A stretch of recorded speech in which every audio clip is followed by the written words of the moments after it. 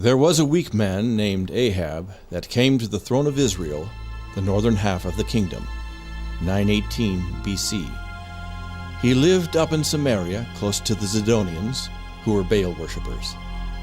Ahab married Jezebel, daughter of Ethbaal, king of the Zidonians. Jezebel was known for her religious zeal. She despised the God of Israel and promoted Baal worship throughout the land. Find all the prophets of Jehovah and kill them. Baal will be our God. The king had a servant named Obadiah who worshipped Jehovah. I must find the prophets of God and warn them. Obadiah hid 100 prophets in a cave and brought them food and water. But there was one prophet of the living God that wouldn't stay hidden, Elijah. O King Ahab, because you have forsaken the God of your fathers and followed your wife Jezebel in working wickedness, Jehovah says there will not be rain or dew upon the land of Israel again until I command it. Ha ha! So you think you are a prophet, do you? Well, I have 1,000 prophets, and they say nothing of a drought. We have had plenty of rain these last years. You pious fraud, get out of my way! As the famine got worse, people began to starve. The false prophets called on Baal, but Baal could not answer. The drought continued with not a drop of rain or dew. God sent Elijah down to the home of a widow woman, telling him that she would give him a room and feed him until the drought was over. Could you bring me a drink of water, please? And a little bread to eat. I tell you the truth, I have enough flour and oil left to bake 2 little pieces of bread. I was just about to cook it for my son and I. We were going to eat it and then lie down to die. There is no hope. God is punishing us for our sins. Do not fear. God will take care of you. Bake the bread you spoke of and bring it to me first. Afterward, you and your son can eat. For this says Jehovah, God of Israel, your barrel of meal and your jar of oil will not be empty until the day God sends rain upon Israel. It's true. There is still flour in my barrel and oil in my jar. We can't pour it all out. It just keeps coming. It's a miracle. God is good. For the next 2 years, the 3 of them ate bread from that 1 barrel of meal. One day Elijah came home to his room in the widow's house to find that her son had died. He came down with a fever and died. What have I done to hurt you? Did you come here just to remind me of my sin and forgot to kill my son? There is still a God in Israel. O Jehovah, let the soul of this child come back into his body. God heard the prayer of Elijah and sent the boy's soul back to re-enter the dead body. Thank you, Lord God of Abraham, Isaac, and Jacob. You alone are God. My son! I told you there was a God in Israel. The famine continued for 3 years. The people were starving, but they continued to worship the false god Baal. Why doesn't Baal hear us and send rain? Maybe Baal is just a dumb idol. He doesn't have any ears. Jezebel and Ahab blamed Elijah for the famine. They sent soldiers throughout all the land and even into neighboring countries to find Elijah. Their orders were to kill him on sight. Send us Elijah. If you are hiding him, you will be killed. Ahab, are you looking for me? Are you the one that has been troubling Israel with this famine? You are the one that is troubling Israel with your idols. Let us have a contest between Jehovah and Baal. Bring your 850 prophets and meet me at Mount Carmel. A contest, you say? Sounds interesting. We'll see you there. Several days later on Mount Carmel. How long are you going to stand between two opinions? There is only one God. If Jehovah is God, then worship him only. If Baal is God, then worship him. Make up your minds. I challenge you, prophets of Baal, to a contest. Then we will find out who is the true God. Yes, a contest between the gods. What shall we do? You build an altar to Baal, and I will build one to Jehovah. We will put wood on our altars, and we will lay the sacrifice on the wood, but we will put no fire under it. You will pray to your Baal, and I will pray to Jehovah. The God that answers by sending fire on the sacrifice will be the true God, and we will all worship him only. Since you have me outnumbered, you can go first. O Baal, hear us this day. We dedicate this sacrifice to your great name. O Baal, the great and mighty! Oh, Queen of Heaven, come and help Baal this day! If Baal is a god, then he is not paying attention to you. Maybe he is talking, or just can't hear you. Or perhaps he is on a journey, or sleeping. That's it, he is asleep. And you need to shout louder so you can wake him. You dirty! You can't do any better. Let's not give up, men. Perhaps if we cut ourselves, Baal will be pleased. The prophets of Baal became desperate and began to throw themselves on the ground, cutting their flesh and screaming so Baal would hear them. I offer you my blood, O Baal. Hear us. Send fire. Vindicate yourself. Look at you. For 9 hours you have been calling on a God that does not answer. If he was a god, surely he would take this opportunity to prove it. Now it is my turn. Come near and watch closely what I do. O Baal, why do you not answer? Why is he digging such a deep pit? Huh. He is just stalling, hoping it gets dark. When are you going to start praying? This is not a digging contest. Go and get 4 barrels of water and pour it on the sacrifice and the wood. Water? It won't burn if you wet it down. This prophet is crazy. He will never live to see the sun go down. It is not wet enough. Pour 4 more barrels of water on it. Has he lost his mind? Why does the king put up with it?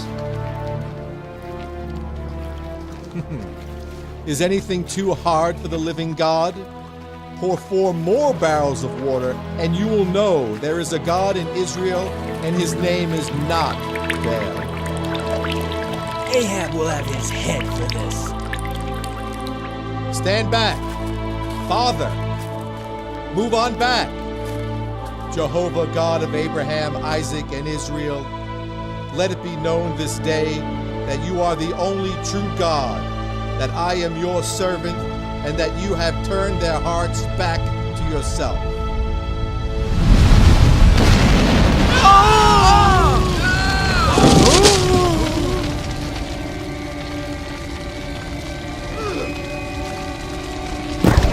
God of Abraham! It is scorching hot! Fire from heaven! Help! Behold, the God of Abraham and Isaac has answered by fire. It even burned up the rocks and dirt. What kind of God is this that has no image and yet does this? Moses commanded that we should worship Jehovah God and Him only. He commanded the death sentence on any sons of Israel that worship any other god. No! Have mercy! Kill them, all 850. But we didn't know. Put them to the sword now. The prophets of Baal were all killed. O king, you will need to eat and drink and then make haste for home. I hear the sound of an abundance of rain. 3.5 years earlier, Elijah had told Ahab that it would not rain in Israel again until Elijah so commanded. With the prophets of Baal dead and the people once again worshiping the true God, Elijah commanded it to rain. A big rain would swell the rivers and prevent them from returning home, so they had to make haste or risk being cut off by the floods. Elijah, empowered by God, ran in front of the horses for the 20-mile trip back to the king's palace. Well, I suppose you killed that Elijah. I see that Baal is sending us rain. No, dear. Elijah is just outside. He ran ahead of my chariot, all the way from Mount Carmel. That is ridiculous. No one could run that far ahead of a chariot. Where are the priests of Baal? We must celebrate the coming of rain. I had them all killed. They were liars and deceivers. You what? You idiot! You should have killed Elijah! But his God answered by fire. It was a miracle. Our priests were powerless. The people all turned to Jehovah.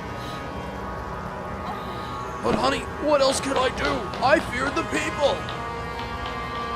You killed my priests! You fool! No miracle will protect Elijah from the wrath of Baal. If I do not kill Elijah for this, let the gods do the same to me and more. I must get away. Elijah forgot to trust God and fled for his life. O God, I have had all I can stand. Let me die now before Jezebel finds me. I am ashamed of myself. I have failed to trust you. I am no better than my sinful fathers.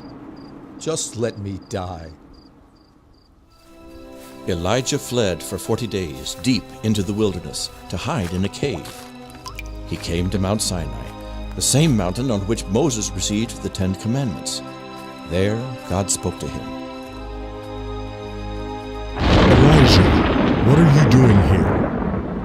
Everyone has forsaken your law except me.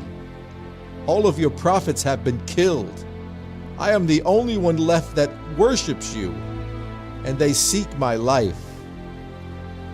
Go and stand on the mountain before the Lord. As Elijah stood before the Lord, there came a strong wind, but God was not in the wind. Then there came an earthquake, but God was not in the earthquake. Finally, there was a fire from heaven, but God was not in the fire. God was trying to show Elijah that he was far more terrible than Jezebel. Then, when the wind, earthquake, and fire had ceased, Elijah heard God speaking in a still, small voice. He asked Elijah the same question he had asked before. Elijah, what are you doing here? Elijah hadn't learned anything. He was still feeling sorry for himself, so he answered just as before. Everyone has forsaken your law except me.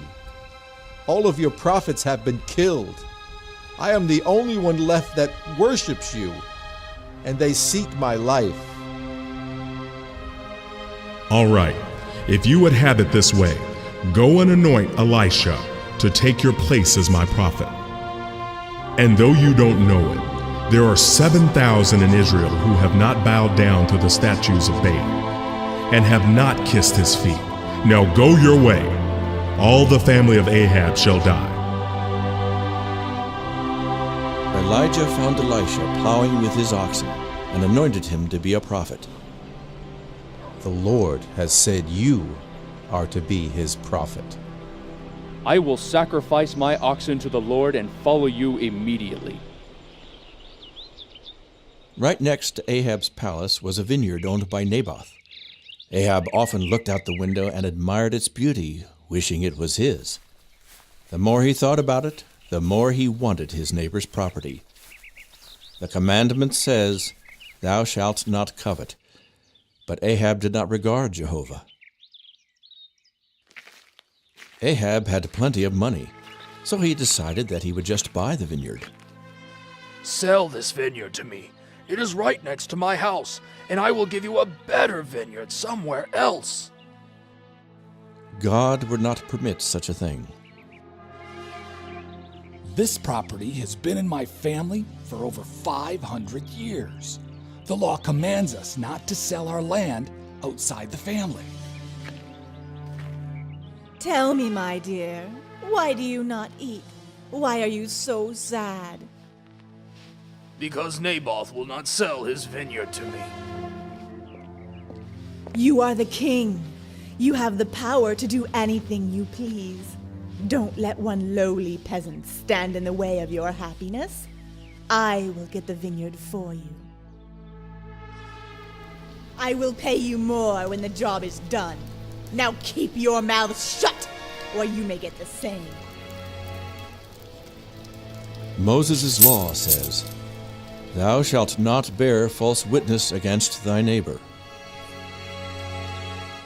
There, that's the one. Yeah, and he said the king should die. And he said God sends devils to possess the king. Then he deserves to die. They carried Naboth off and killed him. There, dear. Now you have your vineyard. You can't get ahead in this world unless you are ruthless. The strong survive. It is lovely, isn't it? I deserve it, don't I? Jezebel knew that her god, Baal, did not have eyes to see. But there is a God in heaven that sees every act and never forgets. Elijah, Ahab has gone down to the vineyard of Naboth to possess it. Go and meet him there. Deliver my word unto him. Ahab, God told me to tell you that you have killed an innocent man and taken his property. For this and your other sins, in the very place where the dogs licked the blood of Naboth, they shall lick your own blood. Has my enemy found me here? You cannot hide from God. Because you traded your soul for possessions, God will bring evil upon all your family. All your children and relatives will die, even the little ones. You have provoked God to anger. The dogs shall eat Jezebel by the wall of your house. When a member of your family dies in the city, the dogs will eat his flesh. If they die in the field, the buzzards will eat them. None will be buried with honor. This is the word of the Lord. It shall come to pass. Please, I will start sacrificing to Jehovah. All that Elijah has said has come to pass. Ahab now sacrificed to Jehovah, but he did not follow him with a pure heart. Much later, the false prophets advised King Ahab on a military issue. Go up and fight at Ramoth Gilead, and God will give you a great victory. And all the prophets agree on this? King Ahab, Jehovah has spoken to me. You will go up to Ramoth Gilead, and there you will be killed in battle. Don't pay any attention to Micaiah. He is not the only prophet of Jehovah. There are 400 of his prophets who say that there will be great riches and success at Ramoth Gilead. I hate Micaiah. He is so negative in everything he says. King Ahab, you have worked evil in the sight of God. You consult false prophets who take money for their services. They preach lies. I saw God sitting on the throne, and all the angels of heaven were standing before him. He asked, "Since Elijah told Ahab he was going to die, he has been very careful not to get in harm's way. He must be persuaded to go into battle. Who can persuade Ahab to go to battle at Ramoth Gilead, where he will be killed?" And one said one thing, and another offered another suggestion. After discussing it, one of the angels stepped forward and said, I have an idea that will work. I will go down and be a lying spirit in the mouth of all his false prophets. I will tell them that Ahab should go into battle. That is a great idea. They will prophesy that he is going to be victorious, but when he gets into battle, I will have him killed. Go then. You think the Spirit of Jehovah left me and spoke to you? You will know who has the Spirit of Jehovah in the day when you go into an inner room to hide for fear of your life. What is this? Another prophecy? Nah! Put this fellow in prison and feed him just enough to keep him alive until I come back from the battle. Then we will kill him. If you return from the battle alive, then I am a false prophet and would deserve to die. That was a good idea, disguising yourself as an ordinary soldier. They will never know you are the king, and our men are doing well. I can't wait to see that prophet's face when you come back alive. Yeah, and this armor will protect me against any arrows. The soldier shot an arrow high in the air, not aiming at anyone in particular, just hoping to hit one of his enemies.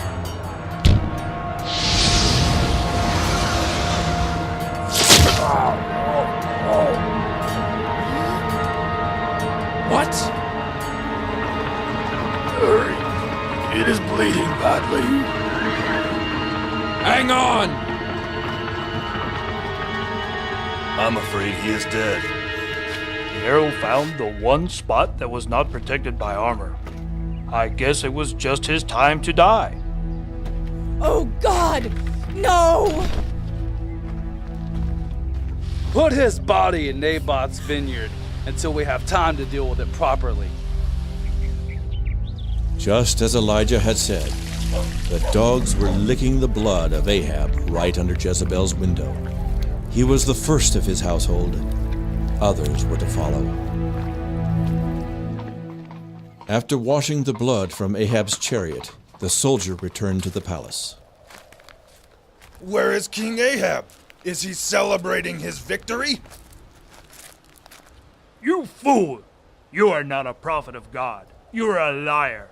Ahab is dead just as Micaiah, the prophet of Jehovah, declared. But it can't be. All the devout men agreed Ahab would be victorious. Not all. Not Micaiah, whom you slapped and put in prison. When the people hear of this, they will have your head. You are free to go. Ahab is dead. Yes, I know. And no doubt the dogs have licked his blood as God said. Jezebel will be next, and all that are related to Ahab. God has spoken. I must hide. Oh no. Micah said I would know who had the Spirit of God on the day I hid in a small room inside of a room. Ahab's sons would reign in his place, and 12 years would pass with Jezebel still living as queen. Israel would continue to worship false gods and break the commandments of God.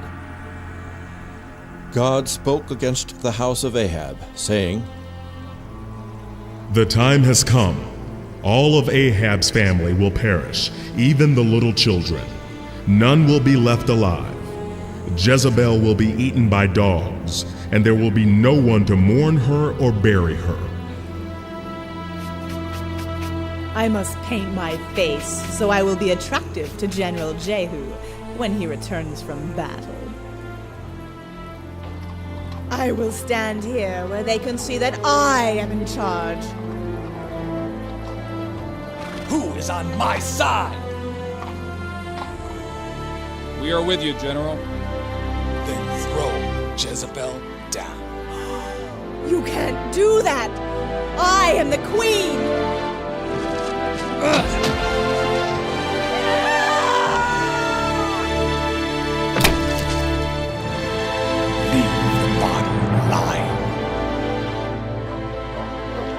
Dogs ate Jezebel and licked up her blood on the very spot where they licked her husband's blood, just as the prophet of God had said. But the dogs would not eat the dirty hands that had done so much wickedness. Just as the prophets had said, the rest of Ahab's children were all killed by the people of the city until there was none left of his family. Those who died in the fields were eaten by the buzzards, and those that died in the city were eaten by the dogs.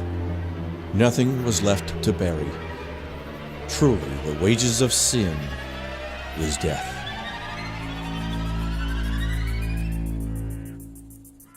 As Elijah prayed, young prophets came to Elisha to deliver a message. God has spoken to some of the young prophets. Did you know that today your master Elijah is going to be taken to heaven?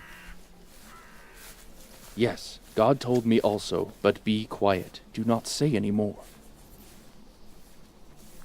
Elisha, you stay here. I'm going to take a trip down to Jericho. As God lives, I will not let you out of my sight. I will go where you go. Did you know that your master Elijah is going to be taken up to heaven today? Yes, I know it. Now don't bother us. Keep this to yourself. I must not let him out of my sight. You stay here in Jericho. I must take a short trip down to the Jordan River. As surely as God lives and you live, I will not leave you. There were those young prophets following us again. How are we going to cross the river? It is running high today. On dry ground.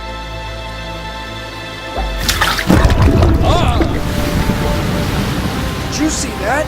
The water stood up so they can pass. Yeah, just like with Moses. I wouldn't have missed this for anything. I wish the prophets of Baal could have seen this.